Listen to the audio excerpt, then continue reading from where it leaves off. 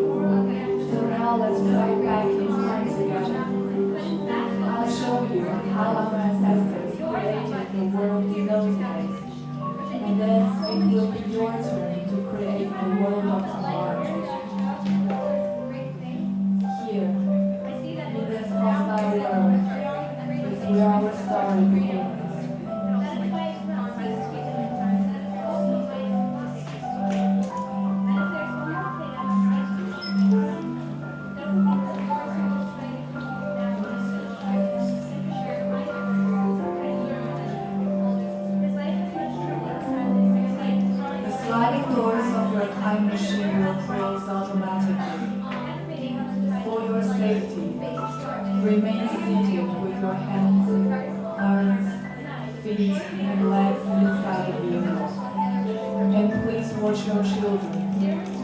Please take small children by the hand and watch your step onto the moving platform. The platform is moving at the same speed as your time machine vehicle. Please take small children by the hand and watch your step onto the moving platform. The platform and your time machine are moving at the same speed.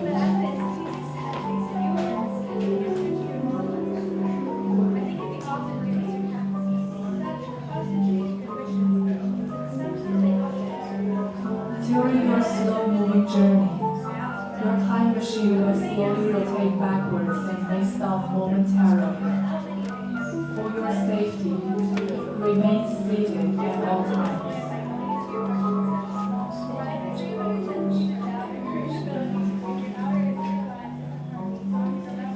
This is Spaceship Earth Control.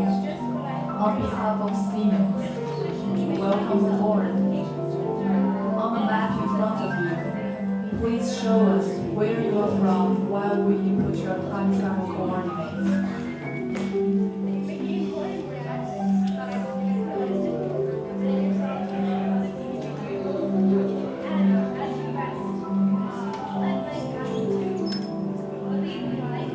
Now locate the monitor overhead to the right. Please make sure your face is clearly visible and wait for the flash. Good.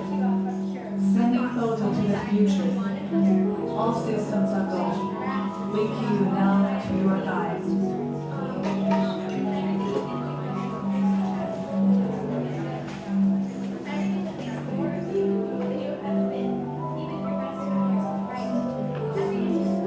Like a grand and miraculous spaceship, our plane has sailed through the universe of time.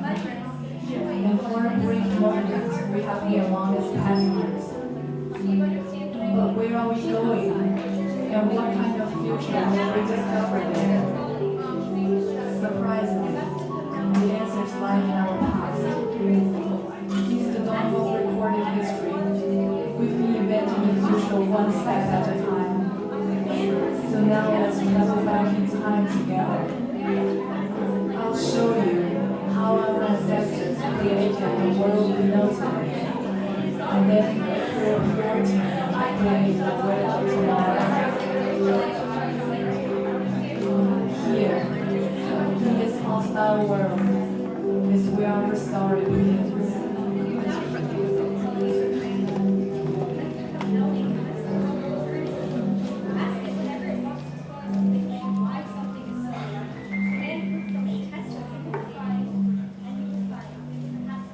The sliding doors of your time machine will close automatically. For your safety, remain seated with your hands, arms, feet, and legs inside the vehicle. And please watch your children. Please take small children by the hand and watch your step onto the moving platform. The platform is moving at the same speed as your time machine vehicle. Please take small children by the hand and watch your step onto the moving platform. The platform and your time machine are moving at the same speed.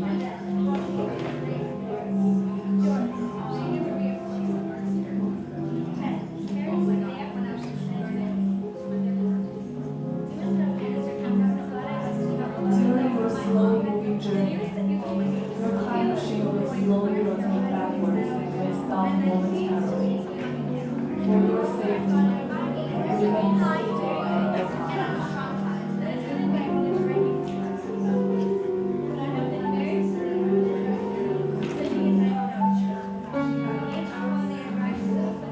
This is Spaceship Earth Control. On behalf of Siemens, welcome aboard. On the map in front of you, please show us where you are from while we input your time travel coordinates.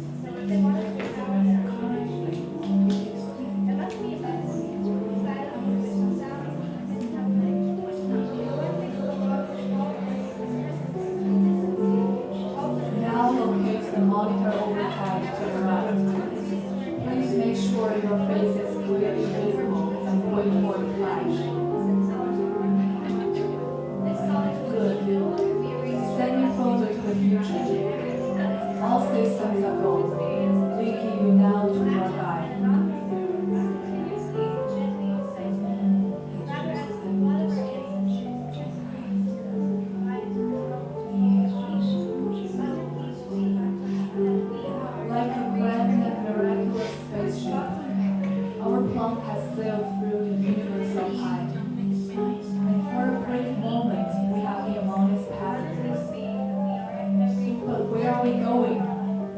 kind of future will we discover there? Surprisingly, the answers lie in our past.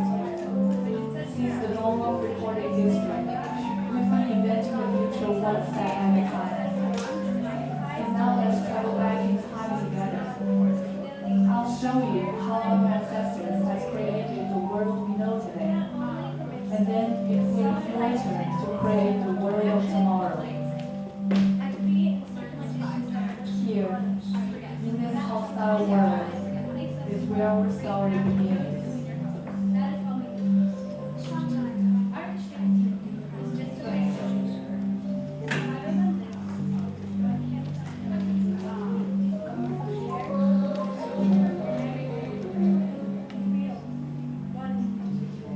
The sliding doors of your time machine will close automatically. For your safety, remain seated with your hands, arms, feet, and legs inside the vehicle. And please watch your children. Please take small children by the hand and watch your step onto the moving platform. The platform is moving at the same speed as your time machine vehicle. Please take small children by the hand and watch your step onto the moving platform. The platform and your time machine are moving at the same speed.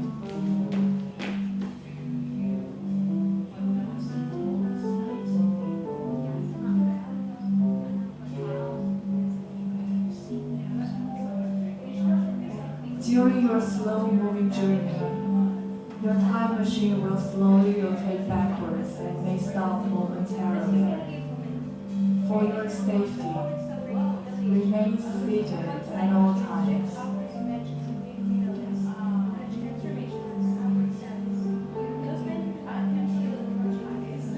This is Spaceship Earth Control. On behalf of Siemens, welcome aboard. On the map in front of you, please show us where you're from while we input your time travel coordinates.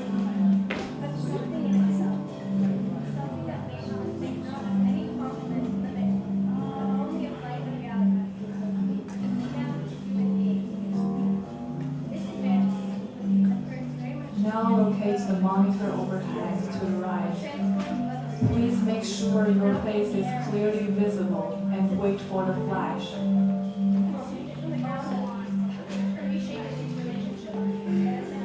Good. Sending photo to the future. All systems are go. Linking you now to your guide.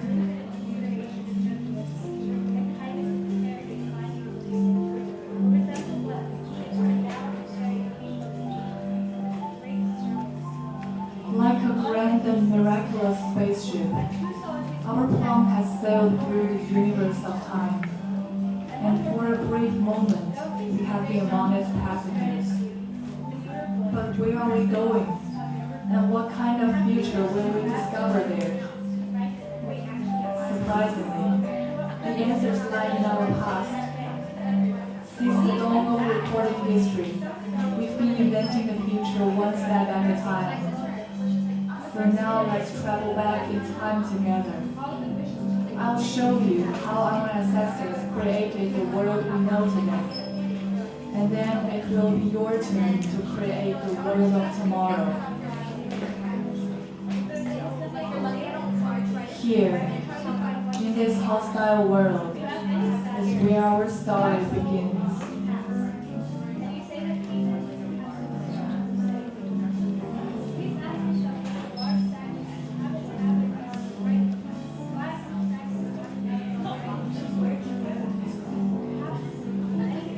The sliding doors of your time machine will close automatically. For your safety, remain seated with your hands, arms, feet, and legs inside the vehicle. And please watch your children. Please take small children by the hand and watch your step onto the moving platform. The platform is moving at the same speed as your time machine vehicle. And please take small children by the hand and watch your step onto the moving platform. The platform and your time machine are moving at the same speed.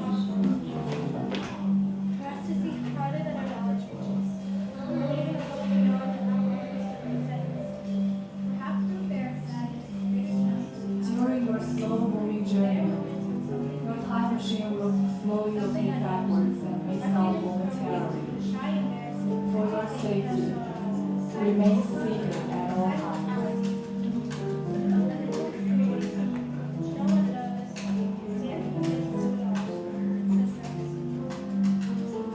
This is Spaceship Earth Control. On behalf of Siemens, welcome aboard. On the map in front of you, please show us where you are from while we input your time travel coordinates.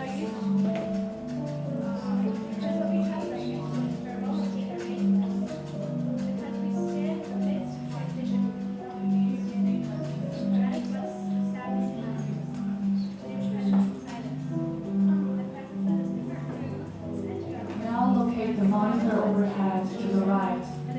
Please make sure your face is clearly visible and wait for the flash. Good. Sending photo to the future. All systems are go. Linking you now to your guide.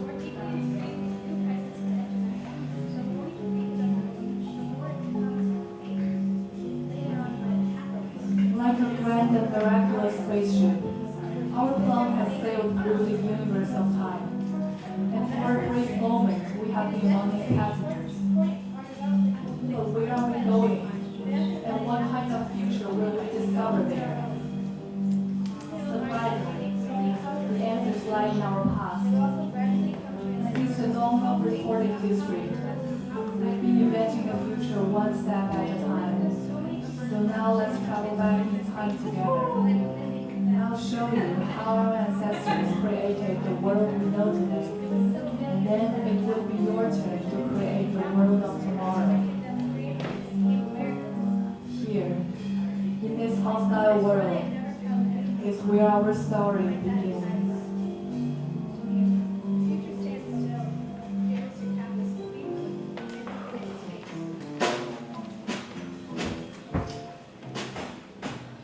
You are about to begin watching, Experiencing.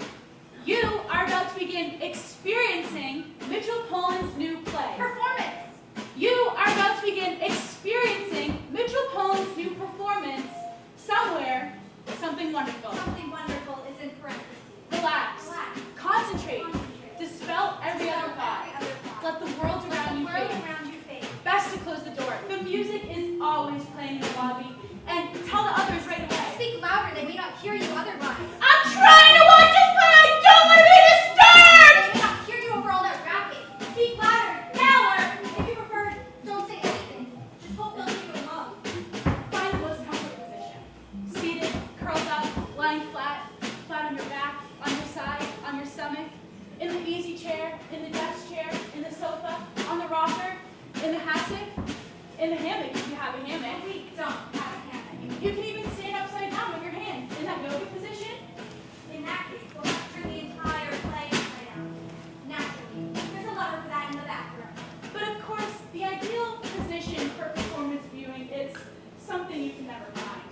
In the olden days, they used to watch plays standing up. People were accustomed to resting on their 2 feet after a long day of horseback riding. But nobody ever thought of watching on horseback. And yet now, the idea of sitting in the saddle watching this performance seems attractive to you. With your feet in the stirrups, you should feel quite comfortable. It's not that you expect anything in particular of this particular play. Or the sort of person who, on principle, doesn't expect anything of anything. There are plenty younger than you or less young who live in plenty younger than you or less young who live in the expectation of extraordinary events. From books, from people, from what tomorrow has in store, but not you. You understand that the best you can expect is to avoid the worst. And that's the conclusion you've reached in your personal life and in General matters. But what about plays? Well, precisely because you deny them this youthful pleasure of expectation in a carefully circumscribed area, like the field of theater, where you can be lucky or unlucky. The risk of disappointment isn't serious. So then you saw that somewhere something wonderful was playing. You went to the box office and you got a ticket. Good for you. You made it past the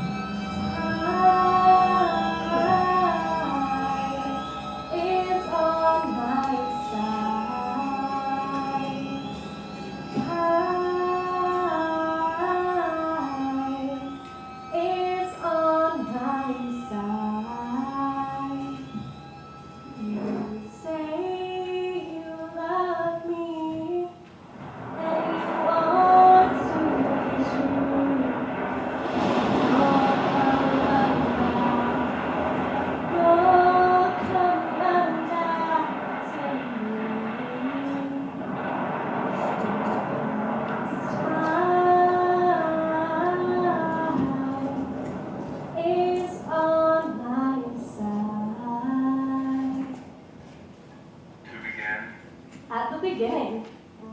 It is spring. It's a moonless night in the small town, starless and Bible black. The cobble street silent, as the hunched corners and rabbits are woodlipping invisible down to the slow black. Slow. Black. Pro-black fishing boats bobbing free. And the houses are blind as moles. Though moles they see fine tonight in the snouting velvet dingles. Or blind as Captain Cat there in the muffled bill by the pump in the town block. The shops in morning and welfare halls and widows' streets. And all the people of the old and the dumbfound town are sleeping now. So hush. The babies are sleeping. The farmers, the fishers, the tradesmen and pensioners. The cobbler, the school teacher, the postman and publican. The undertaker and the fancy woman. The drunkard, the dressmaker, the preacher and policeman. The web-footing cockle-woman and the petty woman. And the young girls, they lie down soft, or glide in their dreams with rings that show.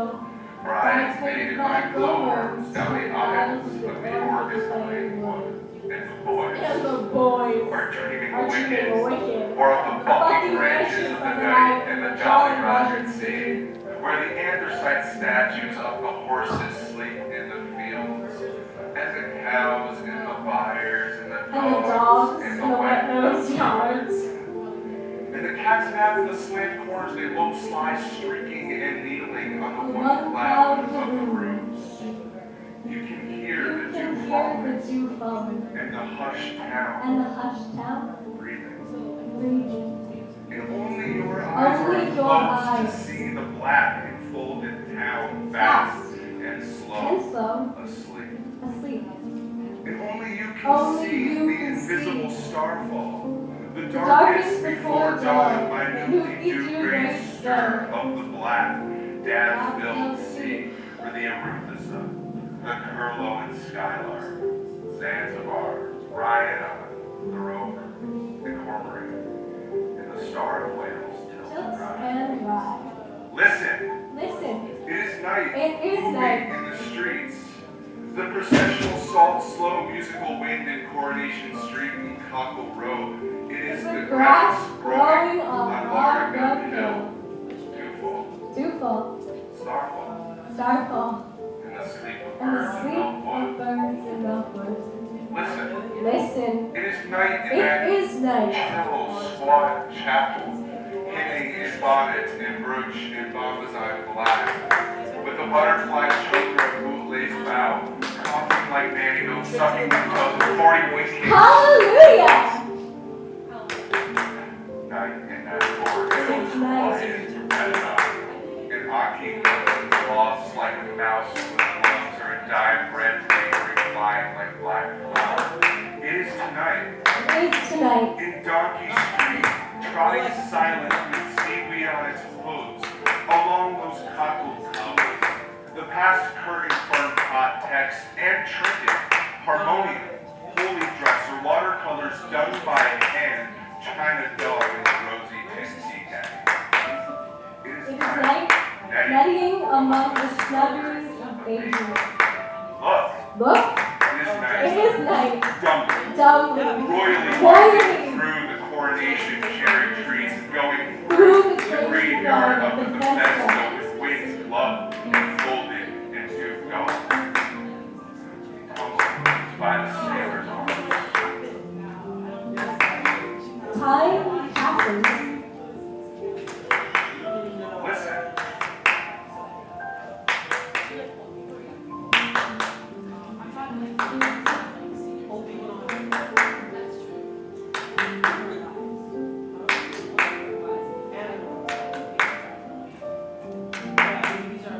Time passes.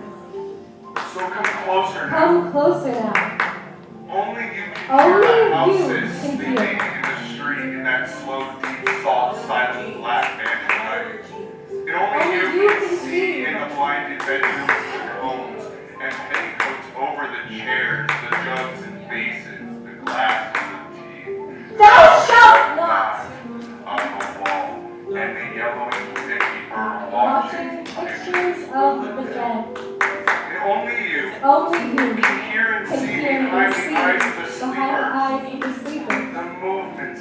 sweatshirts and phases and colors and dismays and rainbows and wishes and light and thoughts and despairs and the big seas of their dreams.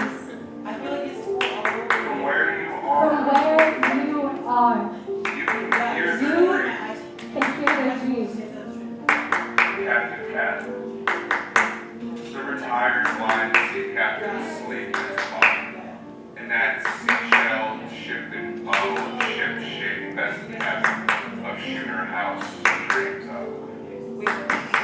Never such seas that swamped the deck of an SS Kitty Welly, bellying over the bedclothes, jellyfish slippery sucking him salt deep down to the davy dark, where the fish come biting out. And the long drown, that's left to him. Yeah, I know. That's the dream. Alright, bye. Have a good day.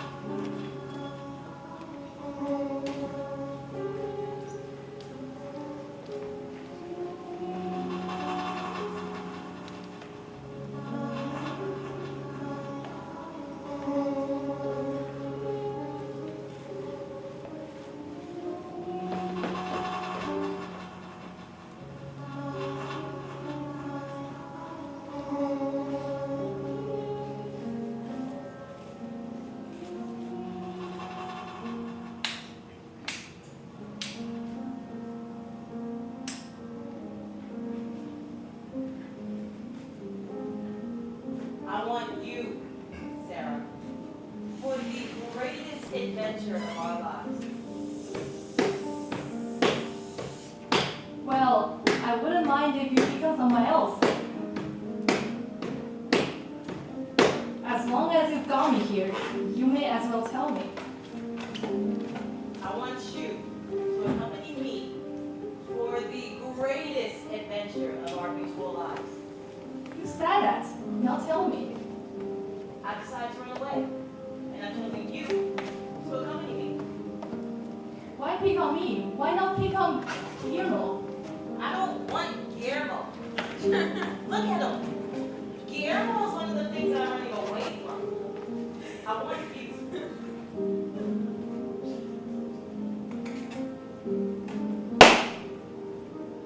Okay. When do we bust out of here? And how? Here's the plan. Listen carefully. Make it complicated. I love complications. It's got to be simple to work.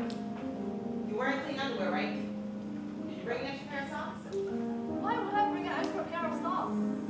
Did you? Yes. Okay, good. And we'll need all of your money. By the way, how much money do you have? Why do you want to know? Sarah, if we're in this together, then we're together. I got nothing. How much? I trust you not to talk. Did I ask you if I could trust you not to talk?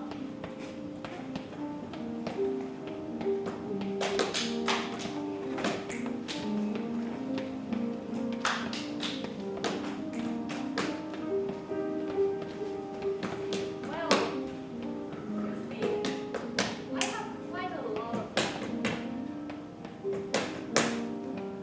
I play card games against Teddy for money. Every Friday we count our cards and he pays me. 2 cents for every card I have more than he has, and 5 cents for every ace. And I always have more cards than he has, and at least one more ace. Okay, so how much do you have? $4, $5? $24.43. We'll go tonight. I've written you full details of my plan. You must show the plan to no one. Memorize all my details and then destroy my note. Do I have to read it? No, tearing it up and throwing it in the trash will be much simpler. No one goes to the trash. I'll eat it. I like complications. You must also like wood pulp. That is what paper is made of, you know.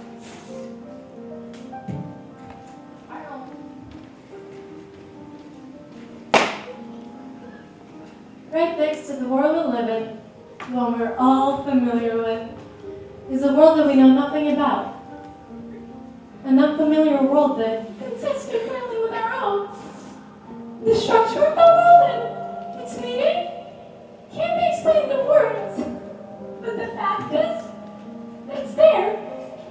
And sometimes we can catch a glimpse of it just by chance, like when a flash of lightning illuminates our surroundings for just an instant. I love you and everything is beautiful. You love me and everything is beautiful. I love you and everything is beautiful. You love me and everything is beautiful. I love you and everything is beautiful. You love me and everything is beautiful. I love you. Face me. There. I am full. I am lucid. I'm great. I'm dense. We love each other. We are intense. How beautifully this world is. That drifting sea dark This street, now that dark bank, is seesawing like the sea. your That Bible black, airless attic, chance black cobbler's shop, to where alone is sad. plug Black sleeps and make sure time into with the last something Chasing big. exotic helpful stuff. Oh. Gooseberry. Here. chocolate, wood, logging, I the top bus, stick and sun, want and driving out the bear. to Bulls, girls with 6-penny pockets. burn you with this hamburger. What's in there? I just told you. You're coming up like somebody who can't be believed. It's a matter of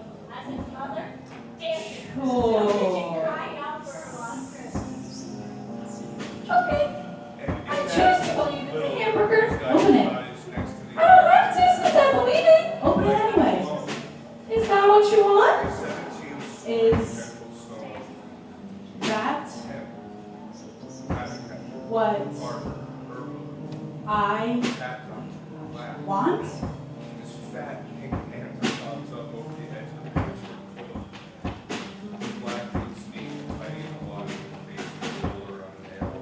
Why, look at that. It's a hamburger.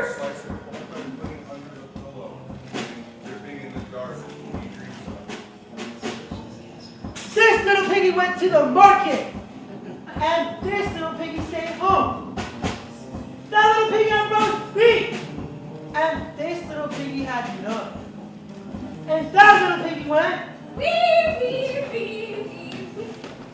all the way home to. Did you say the Barbie? Too much time has passed. It's cooled off.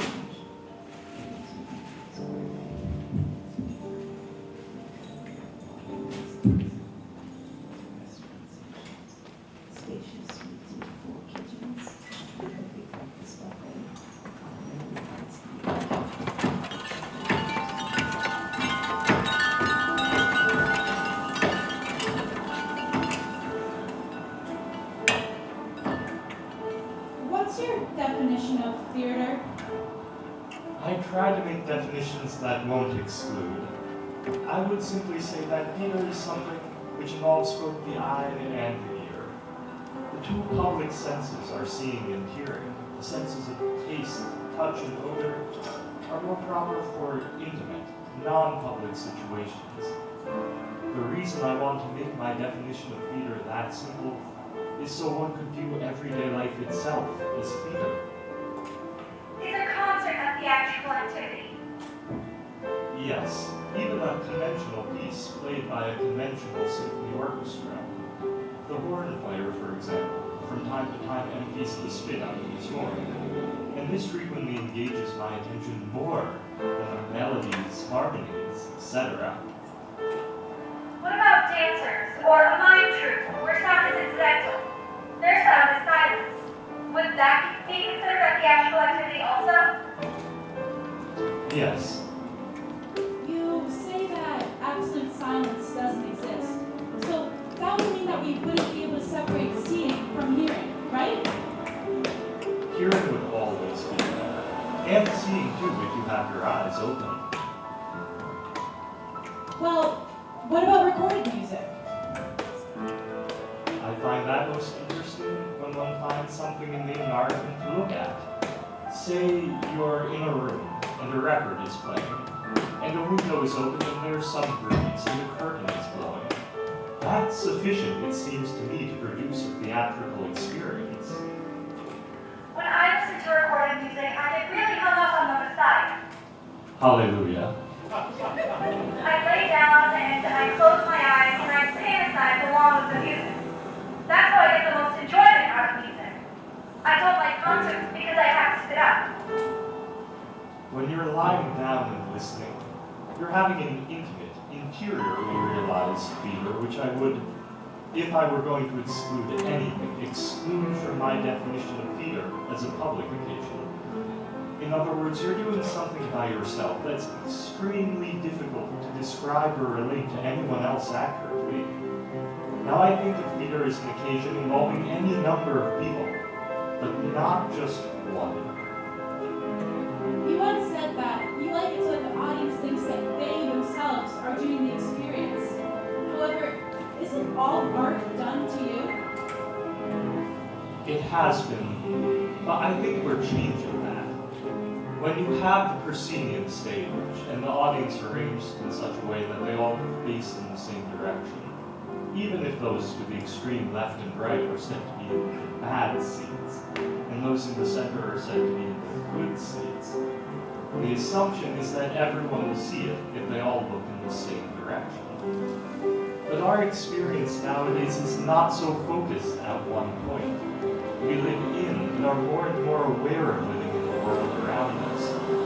Current developments in theater are changing the architecture from the Renaissance notion to something more suited to our daily lives.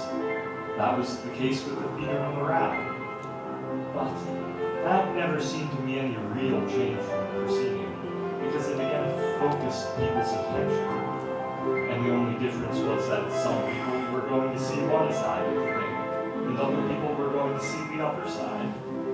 It could, of course, lead to more interesting conversation afterwards or during intermission, because not everyone saw the same side. It was like the story of the blind men with the elephant. More pertinent to our daily experiences is a theater in which we ourselves are in the round, in which the action takes place around us. The seating arrangement I had at Black Mountain in 1952 was a square, composed of 4 triangles, with their apexes oriented towards the center, but not touching.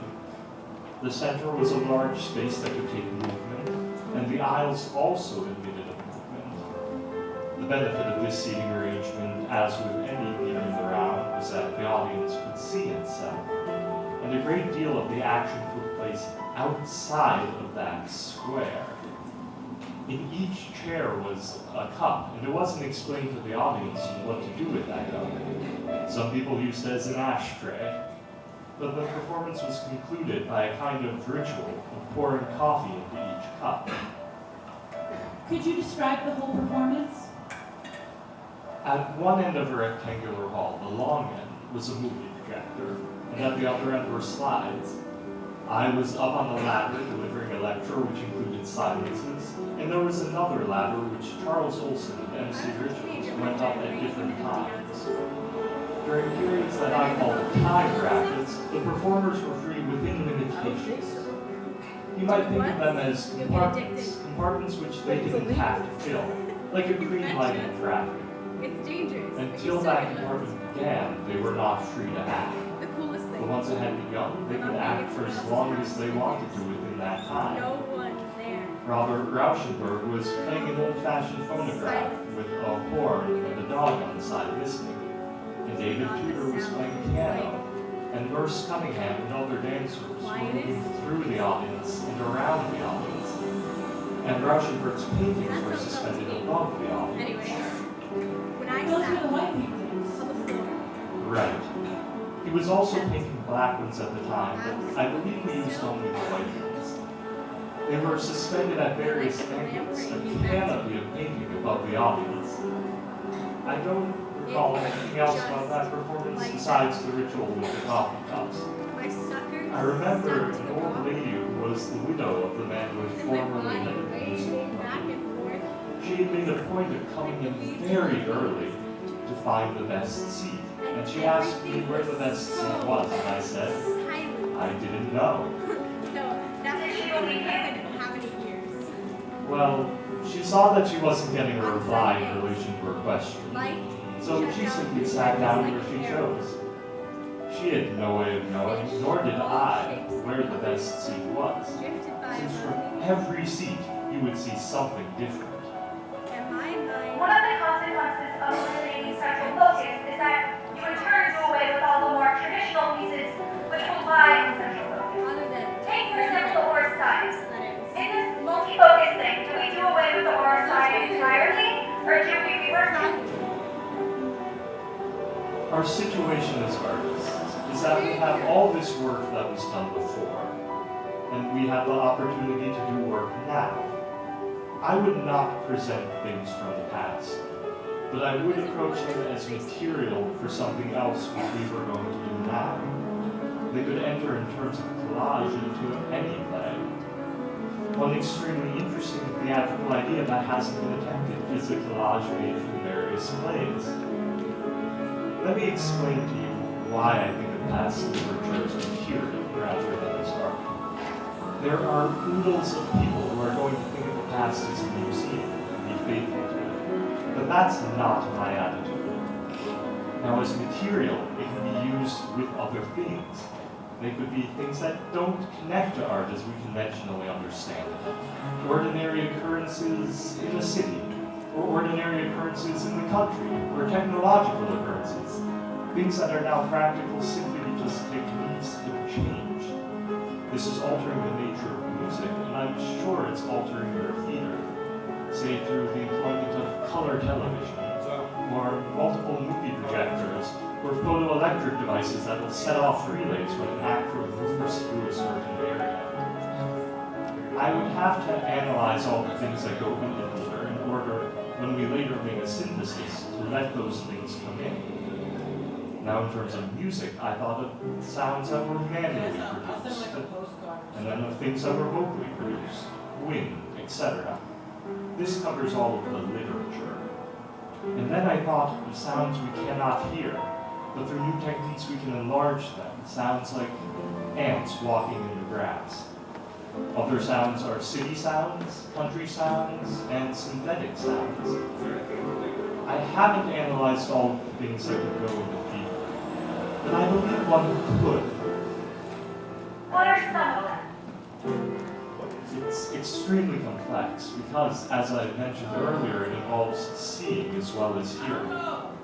We think we understand what the aspects of sound are, what we can hear, and how to produce sound. But when you involve sight, the situation becomes much more complex. It involves light, color, shapes that are not moving, shapes that are moving. It involves what in Buddhism is referred to as non-sentient being. It goes again in relation to what is referred to as sentient being, animals, etc. I would refer back to Artaud's thinking about theater. He made lists of ideas for things that could go into theater. And one should search constantly to see if something that could take place in theater has escaped one's attention. Do you think that we'll ever reach a time where there won't be any unknowns left? I've been reading Buckminster Fuller lately, and he said that we live in a finite world, and the part that we see as being relevant to our experience is de-finite. And he sees two areas outside of this de-finite one, which are finite, but which are either too big We're too interior, too small for us yet to have noticed and related to our daily lives. So we always end up the same, with some unknowns left? The structure we should be thinking about is that of each person in the audience. In other words, their consciousness is structuring the experience differently from anybody else's in the audience. So the less we structure the theatrical experience, and the more it is like unstructured everyday life, the greater will be the stimulus to the structuring faculty of each person in the audience. If we have done nothing, he then will have everything to do. It's perfectly beautiful, and every time we see it, we enjoy it.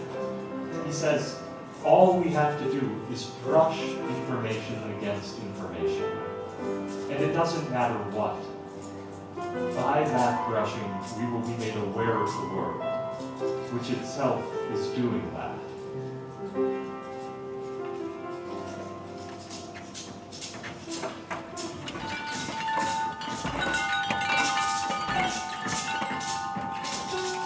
Sarah, what's all that racket?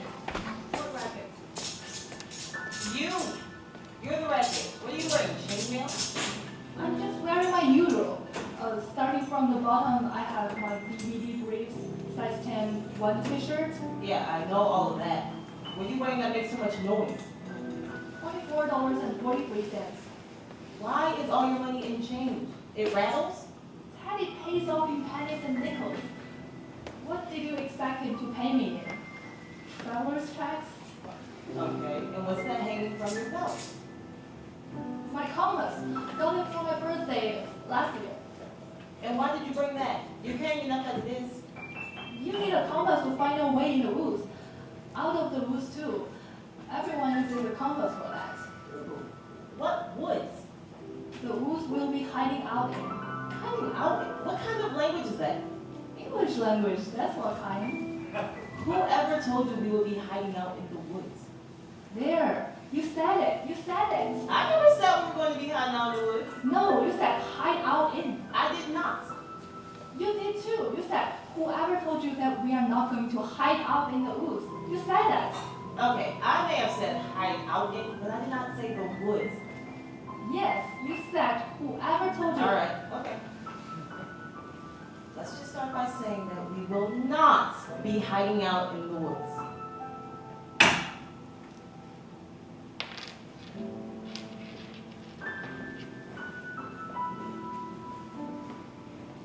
I have a few things to sell, mostly jockeys and wristwatches. How dependent on your wristwatch? Undependent on my chocolates. Sweet is more sensible than time, I It think. seems to me that a lot of people on the one hand is simply two things. For example, huge creatures with bone skeletons on an Earth-like planet can't exist because beyond a certain point, bones don't restrict people. They got to be made of skin. I have a few things to sell, Yeah. mostly chocolates and wristwatches. Why motion pictures like that? I was mentioning on my chocolates. Sweet is more sensible than time, I would think. Understands it very large. You're wrong. Right? It's not large.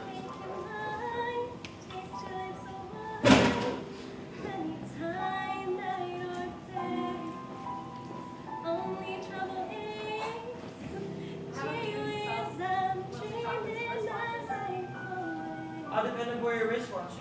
Undependent on my chocolates. Sweet is more sensible than time, I would think. Get going with progressive. Customers save an average of $50. And extras include 24/7 plans on customer service, guaranteed repairs through our number of repair shops, pet injury protection to I have a few things to sell, mostly chocolates and wristwatches. How dependent were your wristwatches? Undependent on my chocolates. Sweet is more sensible than time, I would think.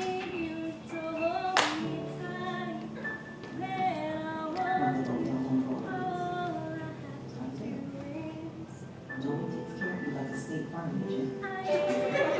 Mostly chocolates and wristwatches.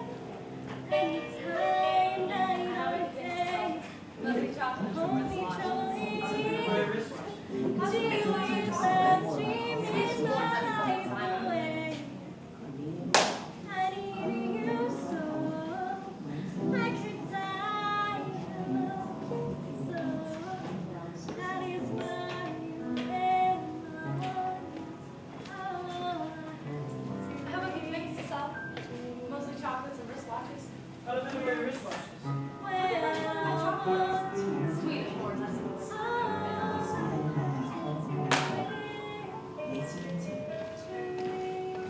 the nation's largest Wi-Fi network, including Starbucks, all in protection, all in one security suite. After 10 additional milliseconds, instant messenger with high-quality video, virtually unbelievable unaided storage.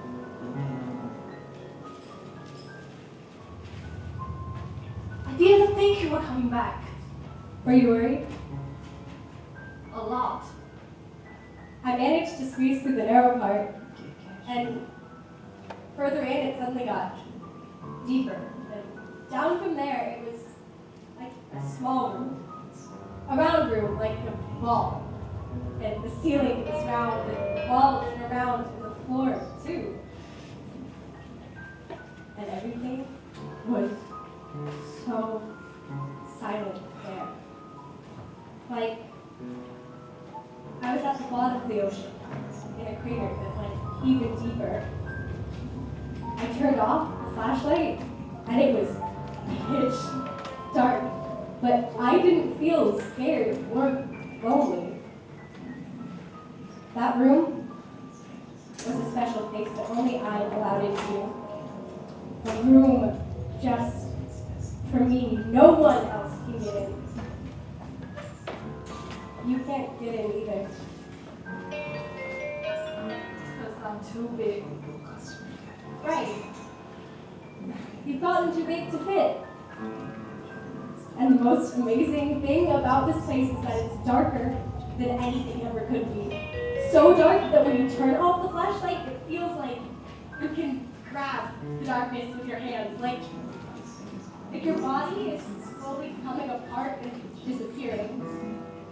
But since it's dark, you can't tell if it's happening. You don't know if you still have a body or not. But even if, say, my body completely disappeared, I'd still be there. Like the Cheshire Cat's grin, staying on after he vanished. Pretty weird, huh? When I was there, I didn't think it was weird at all.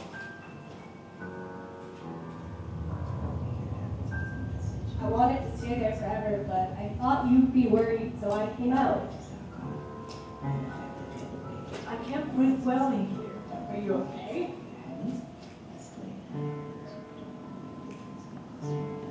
I'm okay. Did you know What? Alice really existed? It wasn't made up, it was real. The March Hare, the Mad Hatter, the Cheshire Cat, the playing card soldiers, they all really exist. Oh, there's a face. Where'd you get that ear from? Got it from the old tomcat. Give it back though. Oh, there's a perm. Hey, where'd you get that nose? Got it from my father, silly. You got it on upside down. Look at your complexion. Oh no, you look. Needs a little makeup. Needs a veil. Oh, there's glamour. Hey, where'd you get that smile? Never you mind, girl. Nobody loves you. That's what you think. Who isn't loves you? Shan't tell. Come on, Georgia. Cross your heart then. Cross my heart. Very softly. Hello? Her lips almost touching her reflection. Hello? She breathed the name and closed the glass. Hello? Hello? Hello? Hello? Hey, Sarah. Hello? Did I give it Hello? Mike, isn't the moonlight terrible? I can't get any work done. Did you get the third problem?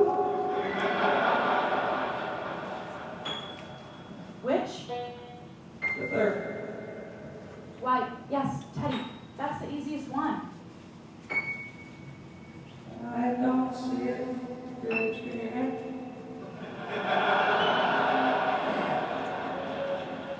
I'll tell you one thing. The answer's in yards. Yeah. I mean,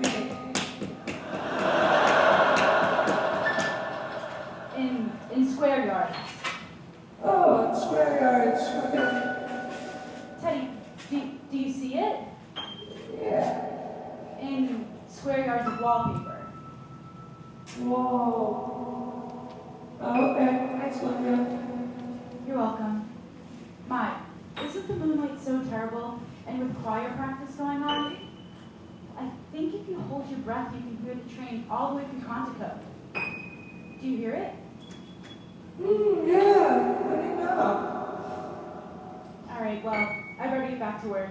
Good night, Teddy. Yeah, good night, Olivia, thanks.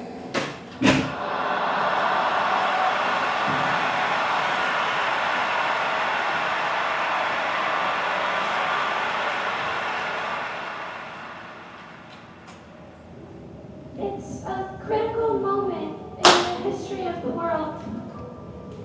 We are the representatives of the cosmos.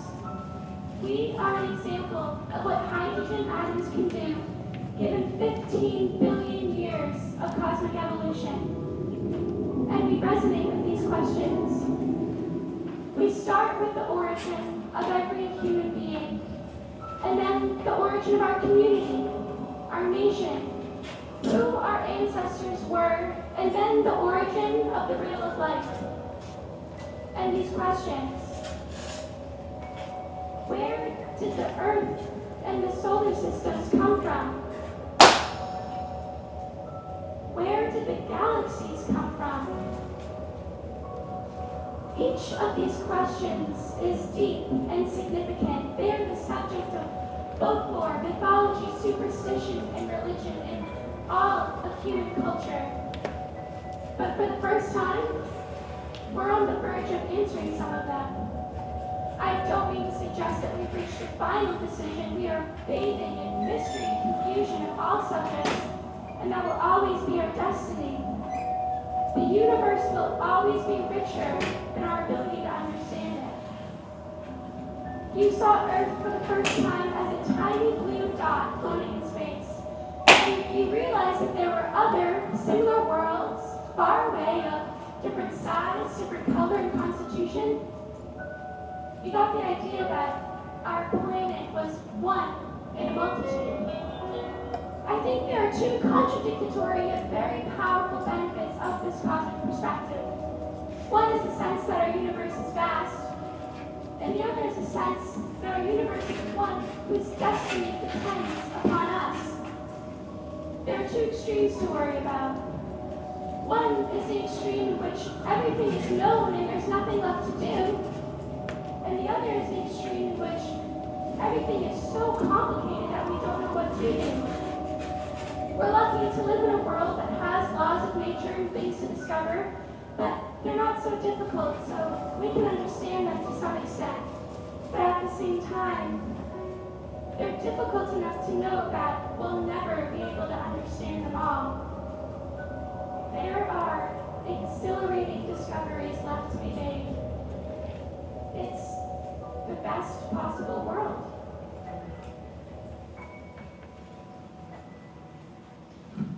Suppose you didn't believe that you really did exist. Suppose you believed that you didn't really exist. As you walk down the sunny boulevard in your new polka dot dress with a skirt that flares out, and holding a small leather pocketbook which you clutch to the side of your body even though you're smiling a faint smile. And in the crowd, occupy a cafe along that wide boulevard, you catch the eye of an appealing someone, and you think to yourself, as you stop, this is the one who will certify my existence. And as you stand there with the sun behind you, making your hair frizz like a golden halo, the crowd is moving past in all directions at once, but you're not moving.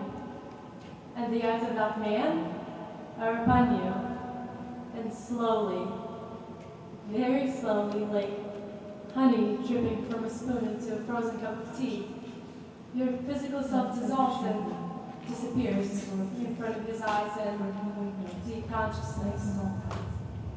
Doing curves, chalking words, stalking in the bushes. Do I still Setting to exist? bed without any supper. Black as a chimney, ringing doorbells, breaking windows, making mud pies, stealing curtains. There's a keyboard under your chair. Sulking in the bushes, sent him to bed without any supper. Where has a children, ring for Pick it up. breaking windows, making mud pies, Turn it on. stealing curtains, chopping words, sulking in the bushes, sent him to Press bed the button without that says any forward. supper. Where has a children, ring for breaking windows, There's a number on your keyboard. stealing curtains, chopping words, sulking in the When you bushes. see your number, press down any two keys and hold them down. You may change the two keys at any time. When your number disappears, let go of the keys and stop playing. Breaking windows, making mud pies, stealing curtains, chopping words, Let's go. sulking in the bushes, sending to bed without any supper. Black as a chimney, ringing doorbells, breaking windows, making mud pies, stealing curtains, chopping words, sulking in the bushes, sending to bed without any supper. Black as a chimney, ringing doorbells, breaking windows, making mud pies, stealing curtains, chopping words, sulking in the bushes, sending to bed without any supper.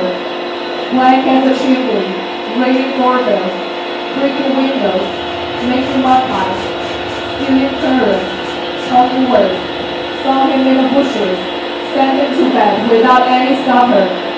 Black as a chimney, ringing doorbells, breaking windows, making mud pies, stealing curtains, chopping words, sulking in the bushes, sending to bed without any supper. Black as a chimney, ringing doorbells, breaking windows, making mud pies, stealing curtains, chopping words, sulking in the bushes, sending to bed without any supper. Black as a chimney, ringing doorbells, breaking windows, making mud pies, stealing curtains, chopping words, sulking in the bushes, sending to bed without any supper. Black as a chimney, ringing doorbells, breaking windows, making mud pies, stealing curtains, chopping words, sulking in the bushes, sending to bed without any supper. Black as a chimney, ringing doorbells, breaking windows, making mud pies, stealing curtains, chopping words, sulking in the bushes, sending to bed without any supper. Black as a chimney, ringing doorbells, breaking windows, making mud pies, stealing curtains, chopping words, sulking in the bushes, sending to bed without any supper. Black as a chimney, ringing doorbells, breaking windows, making mud pies, stealing curtains, chopping words, sulking in the bushes, sending to bed without any supper. Black as a chimney, ringing doorbells, breaking windows, making mud pies, stealing curtains, chopping words, sulking in the bushes, sending to bed without any supper. Black as a chimney, ringing doorbells, breaking windows, making mud pies, stealing curtains, chopping words, sulking in the bushes, sending to bed without any supper. Black as a chimney, ringing doorbells, breaking windows, making mud pies, stealing curtains, chopping words, sulking in the bushes, sending to bed without any supper. This may be the only evidence that we ever existed. Breaking windows, making mud pies, stealing curtains, chopping words, sulking in the bushes, sending to bed without any supper. Black as a chimney. This may be the only evidence that we ever existed. This may be the only evidence that we ever existed. Chopping words, sulking in the bushes, sending to bed without any supper. Black as a chimney, ringing doorbells, breaking windows, making mud pies, stealing curtains, chopping words, sulking in the bushes. This may be the only evidence that we ever existed.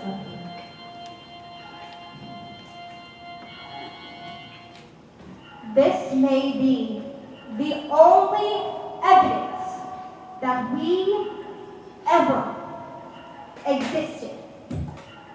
Boys, boys, boys, come along to me. Kiss me on Goose Got Wayne or give me a penny.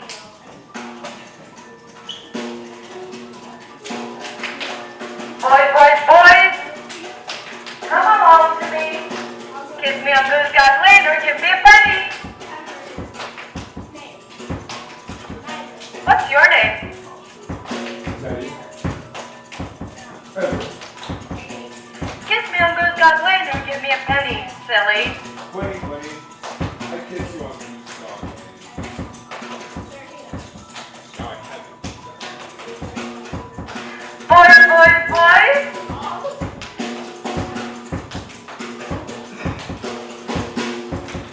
What's your name? Guillermo Hercules. Guillermo Hercules. Kiss me on Larrigan Hill or give me a penny. Where's that place? Largaville. Yeah, where's Larragaville? You said that, right? Buddy, buddy. I kissed you on the cheek. I don't have to give you a penny. I'm not getting many pennies today, am I?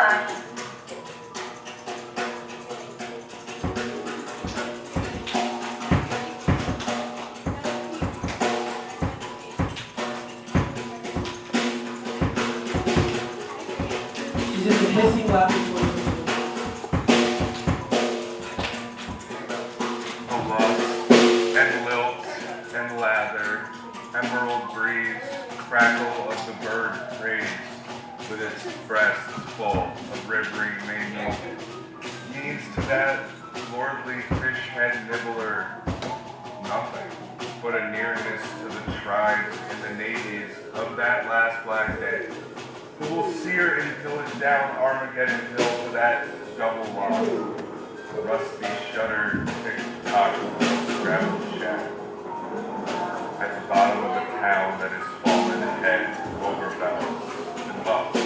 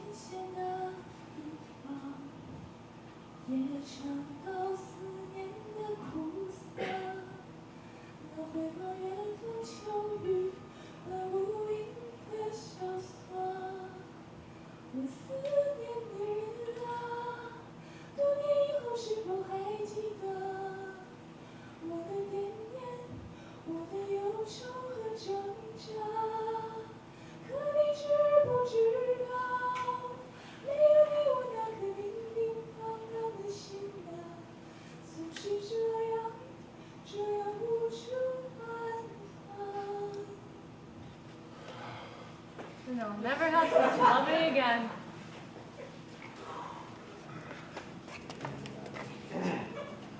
You know, I was a lamprey eel in a former life.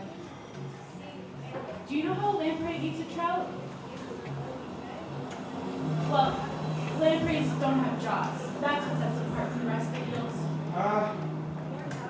Eels with jaws? Haven't you ever gotten a good look at one? Yes, Mom. Yeah. Hey, eel have Yes. but definitely not for Yes. Well, you should check it out sometime. Go to an aquarium or someplace like that. Yes. Regular eels have jaws with teeth, but lampreys have these suckers which they use to attach themselves to rocks at the bottom of a lake or river. Then they just kind of sway there, upside down, floating with the weeds. Lampreys live like that, hidden among the weeds, lying in wait. Then when a trout passes by overhead, the lamprey eel darts up to it and latches onto it with their suckers. Their suckers have these teeth-like, tongue-like things that they latch onto the trout's belly with, and then rub back and forth until a hole appears. Nothing without its And then continuous, the lamprey great eats confirmation, flesh, bit an by bit. embodiment in the world. I wouldn't like to be a trout. Nothing Back without in a the Roman times, thousand-fold they sentence. used to raise lamprey eels in ponds, and uppity slaves would get chucked in and eaten alive. Yes. First time I saw a lamprey eel, elementary school. On a class trip to the aquarium, and I know that when I read that description on how a lamprey eel lives its life, that I've been with in a former life, I mean, I can actually remember how it feels to be hanging upside down, swaying back and forth with the weeds, eyeing the fat trout up ahead. Can you remember eating that? No, Yes. I can't. That's really. But is that really all you remember from your life as a lamprey, just swaying to and fro at the bottom of the river? Well, former lives can be called upon just like that. If you're lucky, you get a glimpse of what it used to be like. It's like when you walk past the door and you see that flash of light. Can you remember any of your former lives? Yes. No. Not one. Still, it was pretty neat to be out on that lake, swaying back and forth, eyeing the fat trout up ahead. One time, I saw this humongous snapping turtle. I mean, this huge black shadow just floating right past. It reminded me of that evil spaceship in Star Wars, and then big white birds with long, sharp beaks. From below, it's like clouds floating across the sky. Yes. And you can see these things right now. Yeah, clear as day. Everything, the light, the pull of the current. Yes. Sometimes, I even go back there in my mind. Like to what it was you were thinking of? Yes. What do lampreys think about? Well, lampreys think very lamprey-like thoughts about a subject matter that's very lamprey-like in a context that's very lamprey-like. You know, they're creatures of the water. Their thoughts can't be translated. It's like when me and you were in the womb. You know, we had all these thoughts, and then, as soon as we were born, we didn't know how to talk about them. Hold on a second. You remember what it was like in the womb? Yes. You can't? No. Oh, well, I'm gonna have to tell you all about that. The womb. Yes.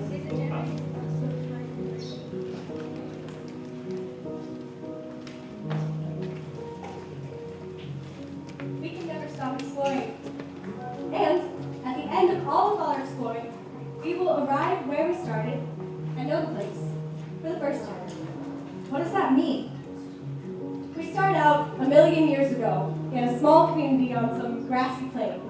We hunt animals, have children, develop rich social, sexual, and intellectual lives. But we know almost nothing about our surroundings. Yet we hunger to understand, so we invent myths about how the world is constructed. And they're, of course, based on what we know, which is ourselves and other animals.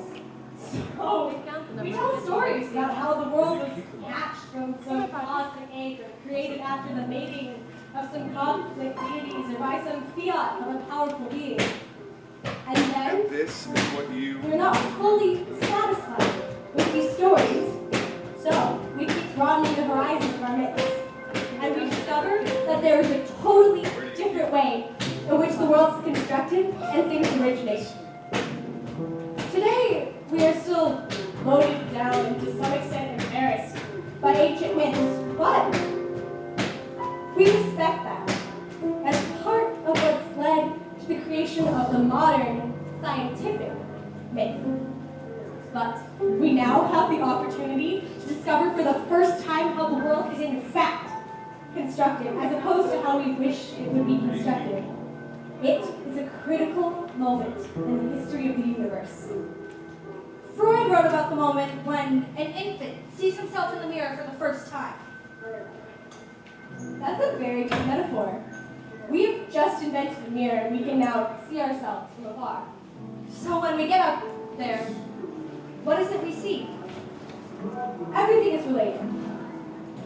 Suppose there's a computer that has names of everyone in the country, and it randomly selects someone that you have to get in touch with. You have to call someone, who in turn has to call someone else, and so on. What's the average number of calls you have to make in order to reach that targeted person? I mean, how many people do you know who you could call, even vaguely, for you to say, hello, Charlie, I'm sorry to bother you. I know you live in Omaha, but there's this guy in Fargo, North Dakota that I am trying to get in touch with. Would you mind making one phone call for me?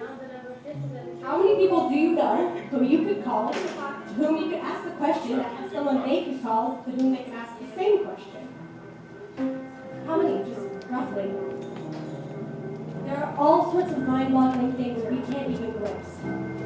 Maybe 70 or 80? Let's round it off to 100. Suppose that's true of everyone. So, you know 100 people, but they know 100 people, only a few of whom are already on your list. So, to get to 10,000, that's just 2 calls. 100 times 100. Then to get to 1 million is 3. And to get to 100 million is 4. And there are only 200 million people in the country. And this So what's the moral of all this? is what you will remember. It's the truth. Everything is connected.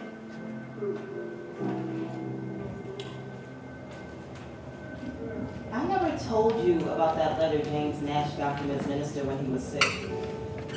Well, he wrote James a letter, and on the envelope the address was like this. James Nash, 45 Crescent, Trinity College, Hartford County, Connecticut, United States of America. What's funny about that? But wait, it's not finished. United States of America, continent of North America, the Earth, the solar system, Orion spiral arm, Milky Way galaxy local group, Virgo supercluster, the universe, the mind of God. That's here. That's home. That's us. What do you know? And the postman brought it just the same. What do you know? Hey, so check this out. This guy met. He just got through reading the Metamorphosis, right? And he reads Kafka, and they're talking about writing and everything. And he says, the author says, and they're just talking about writing and everything, what he writes. And he says, I'm disturbed by the light. The factories, the houses, the windows over the way, but most of all, by the light. The light distracts my attention. And then Kafka says, perhaps It distracts one from the darkness within. It is good when the light overpowers one. If it were not for those sleepless nights, I would never write at all. But they always recall me again to my own dark solitude. And then the author says, is he not himself the unfortunate bug? Oh, that's pretty stupid. The unfortunate bug. The unfortunate bug.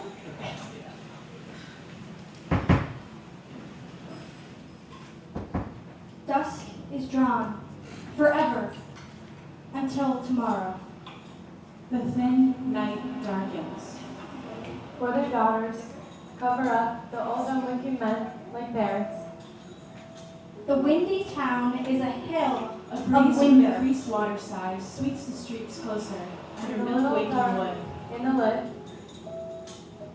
And from the abrupt waves, the lights of the lamps in the windows call back the day and the dead that have run away. All All every night long. tree puts cloven in black glad sight of the hunters of lovers. they watch, beady-eyed.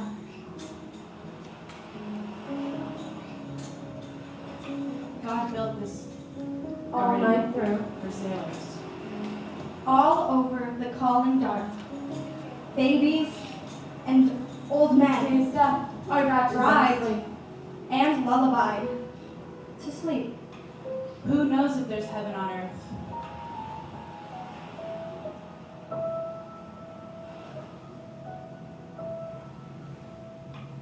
A suddenly wind-chained breeze sweeps the streets closer for the second time this dark autumn day.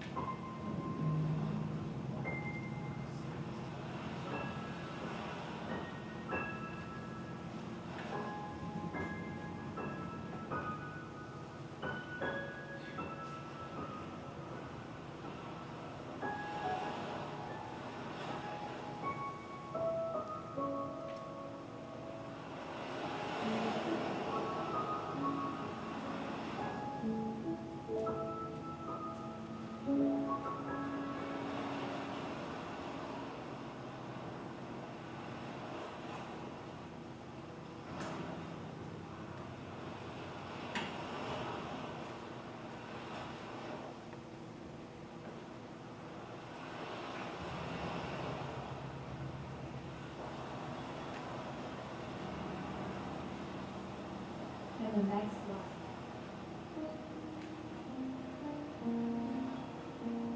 The earth in a sunbeam. You can see in this color picture that it is in fact less than a pixel. And this is where we live. On a blue dot. And on that blue dot is where everyone you know and everyone you have ever heard of and every single human being that has ever lived out their lives. I think this perspective underscores our responsibility to preserve and cherish that blue dot.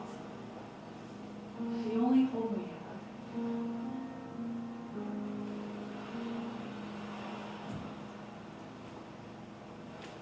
This is not the end. This is not the end. This is not the end.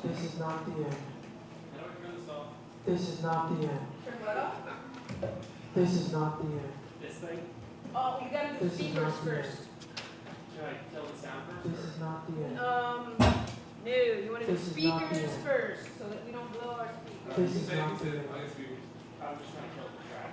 Oh, the track, what is Yeah. it? Oh, that's over here. Sorry, this is an independent system.